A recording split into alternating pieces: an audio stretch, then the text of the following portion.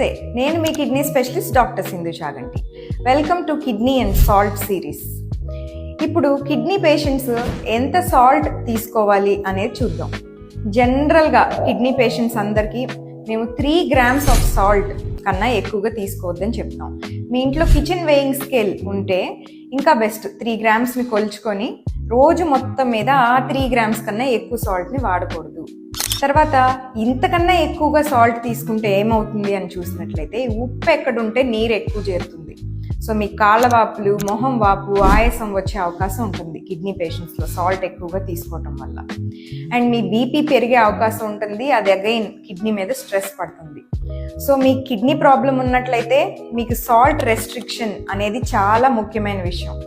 Salt కామన్గా ఎక్కువగా ఉండే ఈ పికిల్స్ అంటే పచ్చళ్ళు లేదా అప్పడాలు లాంటివి, ఇంకా మనం నాన్ వెజ్లో కూడా ఎక్కువ సాల్ట్ వేసేసుకొని తింటూ ఉంటాం కదా.